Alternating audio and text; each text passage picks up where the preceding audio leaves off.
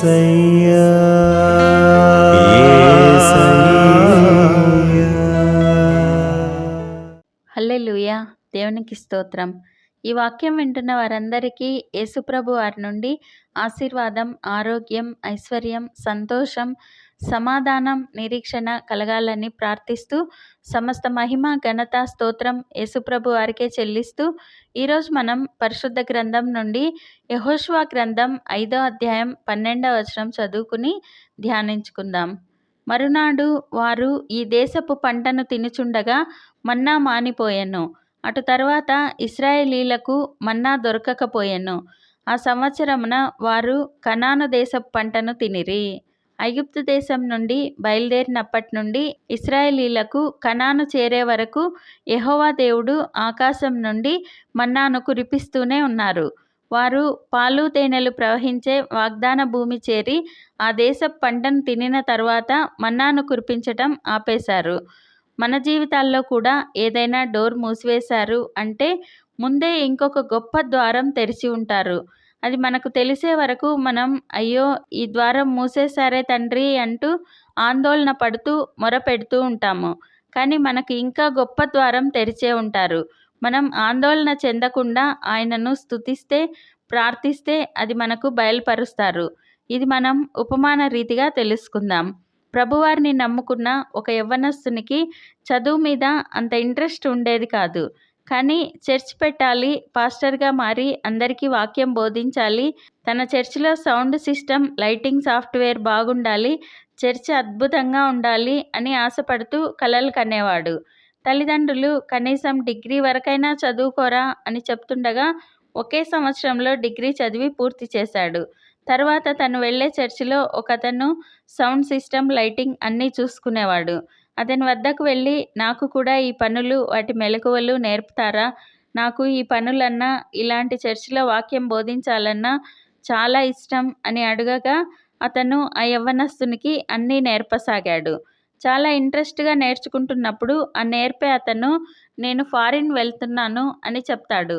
ఆ యవ్వనస్తుడు అయ్యో మీరెళ్తే నేను వర్క్ నేర్చుకునేది కష్టం, ప్లీజ్ కొన్నాళ్ళు ఆగి నాకు వర్క్ నేర్పాక వెళ్ళండి అని బతిమాలుకోగా అతను లేదు నాకు వీసా కన్ఫామ్ అయింది, నేను వెళ్తున్నాను అని చెప్పాడు.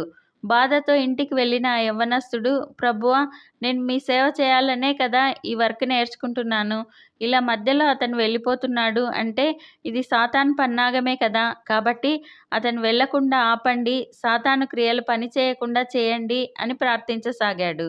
కానీ ఆ యవ్వనస్తుని ప్రార్థన ఫలించలేదు. అతను ఫారిన్ వెళ్ళిపోయాడు. సరే నేర్చుకున్న వరకే చేసుకుందాం అని చర్చ్ ప్రారంభించి తనే అన్ని వర్క్స్ చేసుకుని వాక్యం బోధించసాగాడు. అద్భుత రీతిగా అతను చేసిన లైటింగ్, సౌండ్ సిస్టమ్, అతను చెప్పిన వాక్యము అందరూ మెచ్చుకోసాగారు. అప్పుడు ఆ యవ్వనస్తునికి అర్థమైంది ప్రభువారి ప్రణాళిక.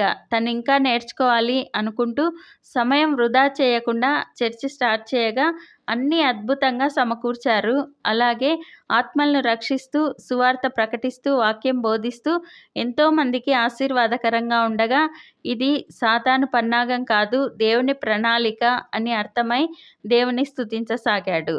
అపోస్తలుల కార్యములు 14వ అధ్యాయం 27వ వచనంలో వారు వచ్చి సంఘమును సమకూర్చి దేవుడు తమకు తోడై ఉండి చేసిన కార్యములన్నీయు అన్యజనులు విశ్వసించుటకు ఆయన ద్వారం తెరిచిన సంగతియు వివరించిరి.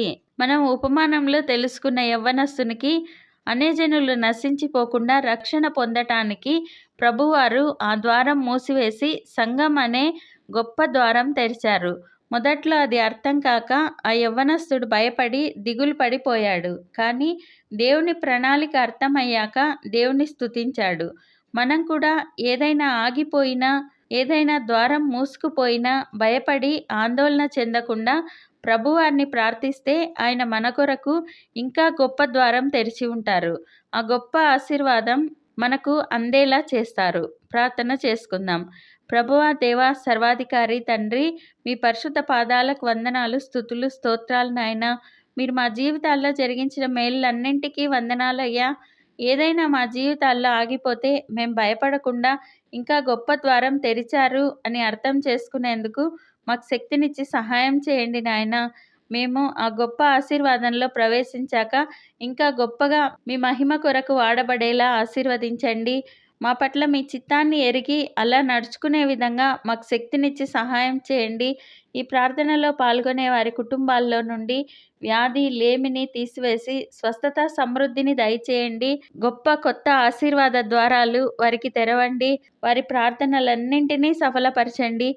మేమందరం ఈ దేశానికి, ఈ ప్రపంచానికి ఆశీర్వాదకరంగా ఉండులాగున ఆశీర్వదించమని నజరేయుడైన యేసుక్రీస్తు నామంలో ప్రార్థిస్తున్నాం తండ్రి. ఆమెన్.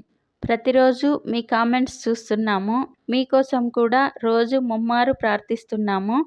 భయపడకండి, దిగులు పడకండి, కృంగిపోకండి. యేసుప్రభు వారు తప్పక విడుదలనిస్తారు. ఆయన మహాకృప మనతో ఎల్లప్పుడూ ఉంటుంది. Amen. Thank you Jesus. God bless you. మేము మా ఛానల్లో అందించిన ఇతర వీడియోలను కూడా తప్పకుండా చూసి మీ మిత్రులకు షేర్ చేయగలరు. ఇప్పటి వరకు మా ఛానల్ సబ్స్క్రైబ్ చేయకుంటే వెంటనే సబ్స్క్రైబ్ చేసి కొత్త వీడియోల నోటిఫికేషన్స్ కోసం సబ్స్క్రైబ్ బటన్ పక్కనే ఉన్న బెల్ గుర్తును క్లిక్ చేయండి. అందరికీ వందనాలు. ఇంత ప్రఖ్యాతిగాంచిన సొలొమోను తన జీవితంలో దేవునికి విరుద్ధంగా కొన్ని పొరపాట్లను కూడా చేశాడు. బహుభార్యత్వము, కీర్తికాంక్ష, సంపదల యందు వ్యామోహం, అన్య దేవతలను పూజించడం వంటి దేవునికి హేయమైన కార్యాలను చేశాడు. దేవునికి విధేయుడై దావీదు మహారాజు తన రాజ్యాన్ని యెహోవా దేవుని స్తుతి ఆరాధనలతో నింపితే సొలొమోను మాత్రం బంగారం, వెండి వంటి ఆస్తి ఐశ్వర్యాలతో నింపాడు.